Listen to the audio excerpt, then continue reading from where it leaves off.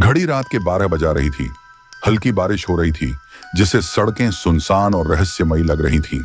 अमित ने अपने फोन को ब्लूटूथ से कनेक्ट किया और कॉल लगाया। अमित: हाँ मम्मी, बस पहुंच ही रहा हूं। नहीं, रास्ता खाली है।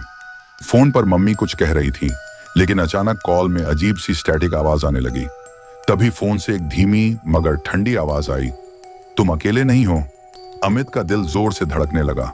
उसने झट से पीछे देखा। गाड़ी में कोई नहीं था। शायद नेटवर्क गड़बड़ है, उसने खुद को समझाया और गाड़ी चलाता रहा। लेकिन तभी कार का रेडियो अचानक चालू हो गया, जिसमें वही आवाज दोबारा आई। तुम अकेले नहीं हो अमित। अब की बार अमित ने जोर से ब्रेक लगाया। गाड़ी झटके से रुकी। उसने चारों ओर देखा। सड़क पूरी तरह खाली थी। उसका शरीर पसीने से भीग गया। उसने गहरी सांस ली और फिर से गाड़ी स्टार्ट की। उसे लगा यह सिर्फ उसकी थकान की वजह से हो रहा है। रात बहुत हो चुकी थी, इसलिए अमित ने आगे के शहर में एक होटल में रुकने का फैसला किया। वह होटल की लॉबी में पहुंचा, जहां रिसेप्शनिस्ट अजीब निगाहों से उसे देख रही थी। एक कमरा चाहिए पूरी रात के लिए, अमित ने कहा।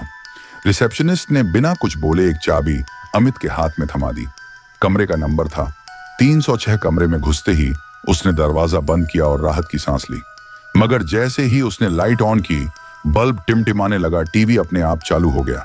स्क्रीन पर सिर्फ एक वाक्य चमक रहा था, तुम्हें सच जानना होगा। अमित का गला सूख गया।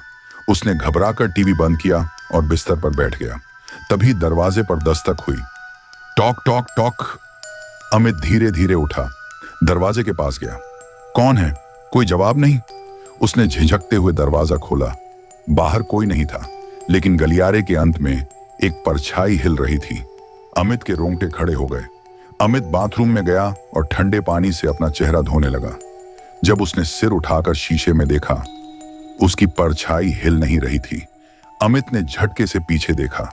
सब कुछ सामान्य था, लेकिन जैसे ही उसने फिर से शीशे में देखा, उसकी परछाई उसे घूर रही थी और धीरे धीरे मुस्कुरा रही थी। परछाई ने अपना मुंह खोला और एक ठंडी गहरी आवाज में कहा, मैं लौट आया हूं, तुमने मुझे बुलाया था। अमित का पूरा शरीर सुन्न पड़ गया। उसकी सांसें तेज हो गईं। तो तुम कौन हो? अमित ने कांपती आवाज में पूछ। परछाई की मुस्कान और चौड़ी हो गई। जिसे तुमने मरते हुए देखा था। अमित की आंखों के सामने अतीत की एक धुंधली तस्वीर चमकने लगी। यही होटल, यही कमरा 306। अमित यहां एक बिजनेस ट्रिप पर आया था।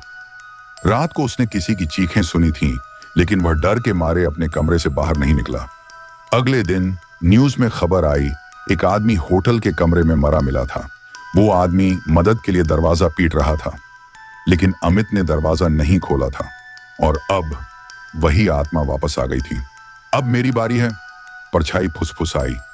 कमरा अचानक अंधेरे में डूब गया। चारों ओर काले धुएं का गुब्बार फैलने लगा। अमित ने भागने की कोशिश की, लेकिन दरवाजा अपने आप बंद हो गया। शीशे पर खून से लिखा था। अब अमित को अपनी सबसे बड़ी गलती का एहसास हो चुका है, लेकिन क्या आत्मा उसे छोड़ देगी? अगले दिन होटल का स्टाफ कमरे में आया।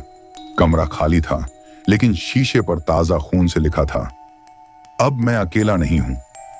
रिसेप्शनिस्ट ने कांपते हाथों से होटल के रिकॉर्ड देखे। कमरा 306। अमित नाम का कोई आदमी इस होटल में कभी ठहरा ही नहीं था। कैमरा धीरे धीरे होटल के बाहर जाता है, जहां एक आदमी खड़ा दिखाई देता है। अमित जैसा ही, मगर उसका चेहरा धुंधला था। सिर्फ एक फुसफुसाहट सुनाई देती है, क्या तुम अगला हो?